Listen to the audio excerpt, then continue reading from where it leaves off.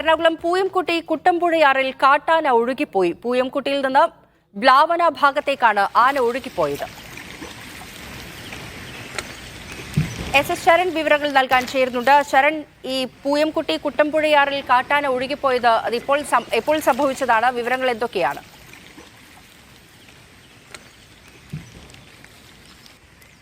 പാരിഷ, ഇന്ന് രാവിലെ 9:30 കൂടിയാണ് ഈ സംഭവം ഉണ്ടായിരിക്കുന്നത്. കുട്ടമ്പുഴയാറിൽ നല്ല നിലയിൽ തന്നെ ഒഴുക്ക് തുടരുന്ന സാഹചര്യമുണ്ടായിരുന്നു. ഇതിനിടയിലാണ് ഈ പൂയംകുട്ടി ഭാഗത്തെ വനമേഖലയിൽ നിന്നും കാട്ടാന അവിടേക്ക് എത്തിയിരുന്നത്. അങ്ങനെയാണ് ഈ കുട്ടമ്പുഴയാറിലെ ഒഴുക്കിൽ പെടുന്നത്.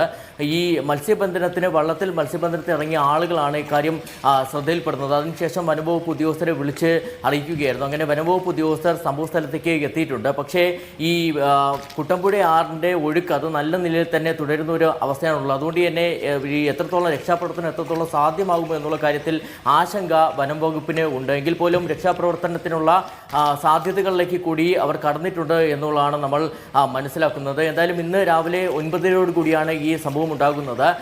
ഈ രണ്ടുപേർ, അതായത് വള്ളത്തിൽ മത്സ്യബന്ധനത്തിനായി ഇറങ്ങിയ രണ്ടുപേരാണ് ഇക്കാര്യം കാണുന്നത്. വേറെ ആരും തന്നെ കണ്ടിട്ടില്ല. എന്തായാലും വനംവകുപ്പ് ഉദ്യോഗസ്ഥരുമായി സംസാരിക്കുമ്പോൾ അവർ പറയുന്നത് ഇത്തരത്തിലൊരു ദൃശ്യം ശ്രദ്ധയിൽപ്പെട്ടിട്ടുണ്ട്. ഇങ്ങനെ ഒരു ദൃശ്യത്തിൽ ഉള്ള കാര്യങ്ങൾ മാത്രമേ അറിയാവൂ എന്നുള്ളതാണ്. അത് കാട്ടാന ഇങ്ങനെ ഒഴുകി പോകുന്നത് ആ ദൃശ്യങ്ങളിൽ വ്യക്തമാണ്. അത് മാത്രമാണ് ശ്രദ്ധയിൽപ്പെട്ട കാര്യം. അപ്പുറം ഈ കാട്ടാന എവിടേക്കാണ് പോയത്, ഏത് ഭാഗത്താണ് ഉള്ളതെന്ന് കണ്ടെത്താൻ കഴിഞ്ഞിട്ടില്ല എന്നുള്ളതാണ്. പ്രധാനമായും നമ്മൾ മനസ്സിലാക്കുന്നത് പൂയംകുട്ടിയിൽ നിന്നും ബ്ലാവന ഭാഗത്തേക്കാണ് ഈ കാട്ടാന ഒഴുകി പോയിരിക്കുന്നത് എന്നുള്ളതാണ്. ഈ കാട്ടാന ചെരിഞ്ഞ ആനയാണോ എന്നുള്ള ഒരു സംശയം കൂടി ഇപ്പോൾ വനംവകുപ്പിൻ്റെ ഉണ്ട്. അതിൽ കൂടി വ്യക്തത വരുത്താനുള്ള പരിശോധനകളും വനംവകുപ്പിൻ്റെ ഭാഗത്തു നിന്ന് തുടരുകയാണ്.